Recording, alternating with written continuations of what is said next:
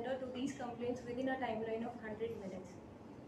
And to curb unfair use of money in the elections, there is also election seizure management system through which IT officials, excise officials, and GST officials will be making seizures and updating on the ESMS app.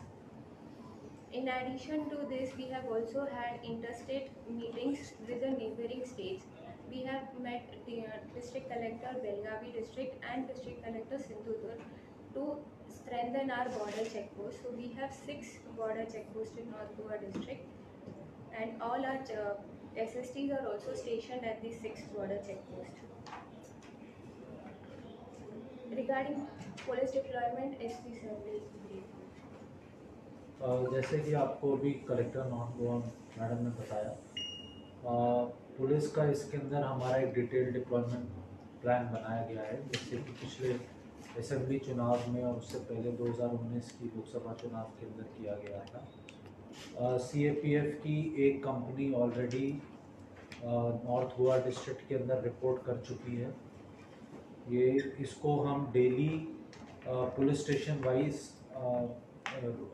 Patrolling करवा रहे हैं। जो sensitive areas हैं उसके अंदर ये जाके voters का कॉन्फिडेंस बिल्डिंग मेजर्स पे काम कर रही हैं, ताकि किसी को भी कोई भय ना रहे, कोई खौफ ना रहे अपना मतदान को एक्सरसाइज करने में। उसी के साथ साथ हमने अपनी जो नेबरिंग डिस्ट्रिक्ट्स हैं हमारी मेजर बॉर्डर, जैसे कि आप लोग जानते ही हैं, नॉर्थ गोवा का सिंधुदुर्ग के साथ लगता है और एक हमारा बॉर्डर छोटा सा बेलगांव के साथ लगता है। उन सभी 6 पॉइंट्स पे हमारा 24 आवर्स का डिप्लॉयमेंट चालू है। CCTV कैमरास के थ्रू उसको मॉनिटर भी किया जा रहा है। स्टाफ को सख्त इंस्ट्रक्शंस दे दी गई हैं कि वो काफ़ी इस पे ध्यान रखेंगे कि किसी भी प्रकार का मूवमेंट जो नहीं होना चाहिए बॉर्डर्स के अक्रॉस वो ना हो, और जब भी ऐसा केस रिपोर्ट होता है उस पर जो भी स्ट्रिक्ट लीगल एक्शन है वो लिया जाएगा। इसी के साथ हम एक्साइज डिपार्टमेंट के साथ, इनकम टैक्स के साथ कोऑर्डिनेट कर रहे हैं, और वहीं पे महाराष्ट्र और कर्नाटका के जो एक्साइज डिपार्टमेंट हैं और उनके जो रेवेन्यू डिपार्टमेंट्स हैं उसके साथ कांस्टेंट कोऑर्डिनेशन में है।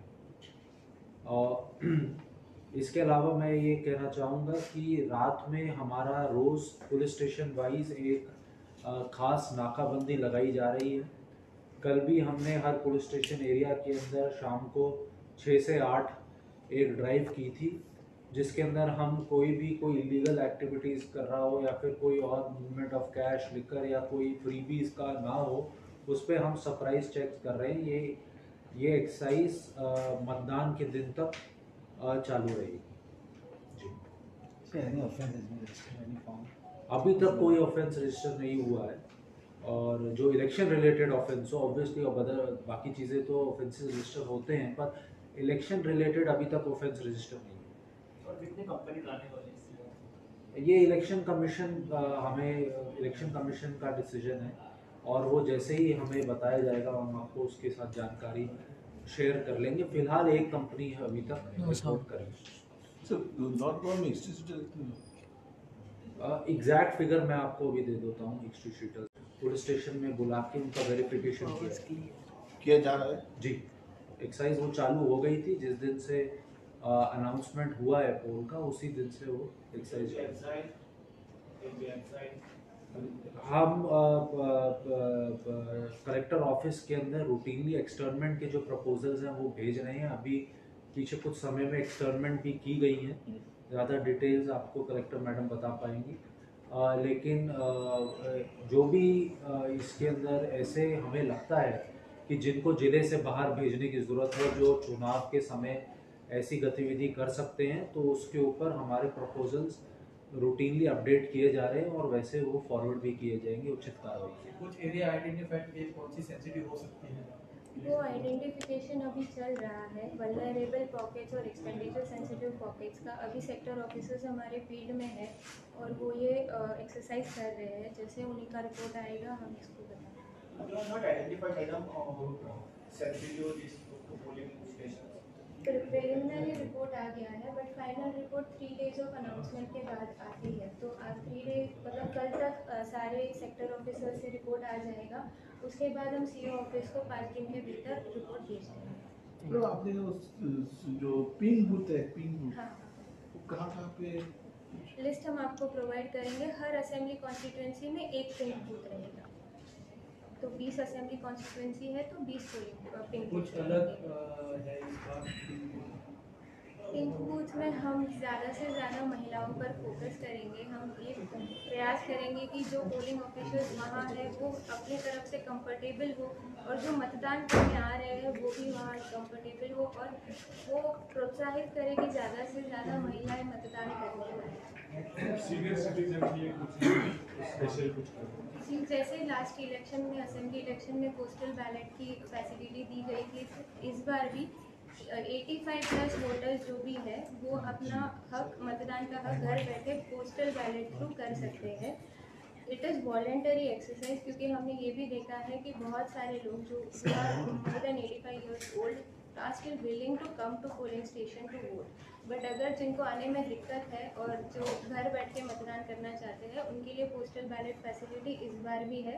In addition to senior citizens, PWD voters जिनकी मोर देन 40% बेंचमार्क डिसेबिलिटी है, उनके लिए भी पोस्टल बैलेट फैसिलिटी अवेलेबल है। जैसे नोटिफिकेशन आएगा, the forms to get their consent to vote from home ये डिस्ट्रीब्यूट किए जाएंगे, और उसके बाद जो वॉलेंटरीली चाहते हैं कि हम घर बैठे वोट करें, तो उसके लिए हम उनके घर तक टीम उसी दिन हो जाएगा मैडम, वो वोटिंग पोस्टल बैलेट तो उसी दिन हो जाएगा ना? उसी दिन नहीं, मतलब जिस दिन नोटिफिकेशन आएगा तब से हम उसका फॉर्म्स कंसेंट लेने के लिए भेजेंगे कि मैं चाहता हूँ घर से वोट करूँ। बट फिर उसके हिसाब से टीम्स बनाई जाएगी, और जैसे ही बैलेट पेपर फाइनलाइज होता है, कैंडिडेट्स के सारे नॉमिनेशंस फाइनलाइज होते हैं, फिर उसके बाद टीम्स एक एक करके हर किसी के घर पे जाएंगी। एंड हम पहले उनको इंटीमेट करेंगे जाने से पहले कि हमारी टीम आ रही है इस टाइम पे, तो आप आपके घर पे अवेलेबल रहिए। और समझो कुछ भी प्रॉब्लम की वजह से अगर वो मतदाता उस समय पर घर पर अवेलेबल नहीं है, तो हमारी टीम उनको बताएगी कि आप हम अगली बार और एक बार आएंगे, उस दिन आप घर पर रहना, उस दिन हम आपका वोट लेंगे। तो 2 बार तक हम उनके घर पे जाएंगे। मैडम नॉर्थ गोवा में टोटल PWD वोटर कितने हैं? अभी 4,955 वोटर्स, उसमें से अबव 40%? अबव 40% का सर्वे अभी चल रहा है for the upcoming Lok Sabha elections. So for Goa, we are in phase 3. Date of issue of Gazette notification will be 12th of April 2024. Last date for making nominations is 19th April 2024. Last date of withdrawal of candidatures is 22 April 2024. Date of poll is 7th of May 2024. And date of counting is 4th of June 2024, which is same for throughout India. So for North Goa, we have North Goa constituency, which consists of 20 assembly constituencies, including Prior. So for elections, the most important thing is e-roll. So e-roll operation is continuously going on, and as on date, North Goa parliamentary constituency has total 5,77,977 voters, out of which 2,80,260 are male voters, 2,97,714 are female voters, and we have 3 transgender voters registered with us, and we have 4,955 PWD voters. In addition to voters, we also are focusing on providing assured minimum facilities at all our polling stations as per ECI guidelines. So all these facilities include supply of drinking water, sheds, electricity, toilets and ramps. For PWD voters, wheelchair facility will also be provided at every polling station. As of today, we have 863 polling stations in North Goa parliamentary constituency. And as new initiatives, we have identified 20 of those polling stations as pink booths. So these booths will be manned by all women officials. We have identified 5 PWD manned polling booths. So all these 5 polling stations will be manned by PWD officials on the day of the poll. We have identified 43 model polling stations, and since the theme of this elections is green elections and we are focusing on making elections a sustainable process, we have identified 40 polling stations as green polling stations. Little louder, madam. Little louder. Okay, okay. So for this time, we have set up our teams. All our polling officials have been identified. They have all been trained. As of today, we have 12 AROs, which will be assisting the RO. And there will be 20 AEROs, so one AERO per assembly constituency to assist the ARO. And we, since Election Commission is also focusing on making on 4 M's, which ECI had said in its press release, curbing money power, muscle power, and reporting on MCC violations and preventing misinformation. So our teams are also active, and we have stationed 23 flying squads in the field, and 16 static surveillance teams are stationed in the district. So I urge all of the public to cooperate with these teams and to monitor violations of MCC. There's a very user-friendly Android-based app which is the C-Vigil app. So it's very easy. You just have to register yourself on the C-Vigil app and give your complaints regarding any MCC violations which you find in the public. So it can be any posters, any banners, any campaign which is going on, and it's very user friendly. You can also click pictures and upload on the app. All disabilities which are covered under Disability Act are included in this. And what will be, madam, what will be this postal ballot for staff deployed during polls? Will it be the same this time? हाँ, तो polling duty पे जो भी रहेंगे उनके लिए वो facilitation centre पे आके अपना कहाँ पे? वो जहाँ पे उनका ट्रेनिंग होगा वहीं पे उनका So they have to vote at the training. मई मंथ तो गर्मी का सीजन रहता है गोवा में, क्या वोटर्स के लिए कुछ स्पेसिफिकली ऐसा कुछ कर रहे हैं? देखिए हम हर जगह शेड प्रोवाइड करेंगे ताकि उनको धूप ना लगे. इन एडिशन टू दैट, क्योंकि हीट स्ट्रोक की भी चांसेस होते हैं, तो we'll keep a medical team also with our sector officers, and we'll also have ORS packets and other provisions made at the polling stations. So I have a question for Northeast. You are talking of illegal liquor. I wanted to know about measures taken for illegal liquor supplies, because normally they commit this and take shelter in the neighboring areas.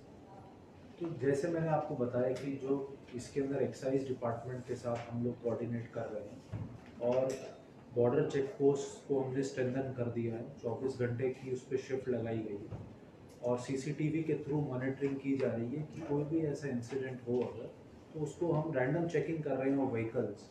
जब भी पाया जाएगा तो उसके ऊपर हम action लेंगे. What time liquor shops should close now?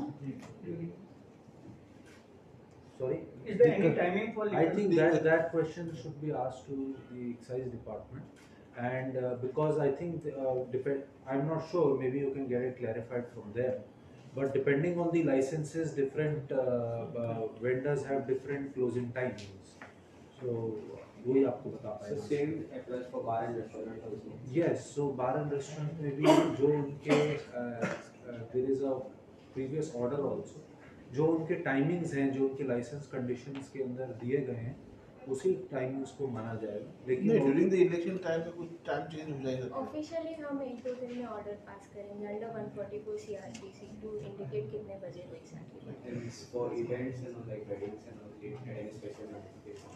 Events can happen. Only political campaigns जो होती है जहाँ पे पॉलिटिकली मैसेजेस दिए जाते हैं उनको अंडर हमसे परमिशन लेना होता है. बाकी normal events can continue as they are. Coastal belt में नाइट क्लब और बीच इस साइड में पार्टी भी होता है, और वो लोगों के लिए क्या इंस्ट्रक्शन कुछ रहते हैं? Coastal I didn't get the question. Beach coastal belt में बीच इस साइड में और नाइट पार्टीज और डे नाइट 12-1 बजे तक कुछ म्यूजिक होता है, उसके लिए कुछ क्या इंस्ट्रक्शन है इलेक्शन का? इलेक्शन का ऐसा पर्टिकुलर इंस्ट्रक्शन नहीं है, बट जो नॉर्मली जैसा एनफोर्समेंट होता है वैसा होगा. मैम पंजिम में बहुत सब जगह ऐसा है जो पोलिंग स्टेशन है, वहाँ पर सब रस्ते तोड़ दिए गए हैं, तो वोटर को बहुत दिक्कत हो सकती है, तो कुछ बदल वो चेंजेस होगी क्या पोलिंग स्टेशन में? जैसे आप सबको पता है कि ये काम ऑलरेडी इंस्ट्रक्शंस है कि ये काम जल्दी से जल्दी ख़त्म हो जाए। हम पूरी कोशिश करेंगे कि वोटर्स को कोई दिक्कत ना आए, बट पोलिंग स्टेशंस का लोकेशंस हमने नहीं चेंज किया है। पॉलिटिकल पार्टी जो रहती है उनका जो एक्सपेंडिचर रहता है ना, उसके ऊपर कुछ रखने के लिए कुछ मतलब फ्लाइंग स्क्वाड है स्पेशल कुछ ऐसा है? एक्सपेंडिचर मॉनिटरिंग नॉर्मल प्रोसेस होता है इलेक्शन का, तो हर कैंडिडेट और हर पार्टी का जो भी एक्सपेंडिचर होगा वो पूरा मॉनिटर किया जाएगा। उसके लिए ECI से एक एक्सपेंडिचर ऑब्जर्वर भी आएंगे और हमारी तरफ से भी हमने एक्सपेंडिचर ऑब्जर्वर टीम्स लगा के रखी हुई है, उनका ट्रेनिंग हो गया है। Expenditure candidate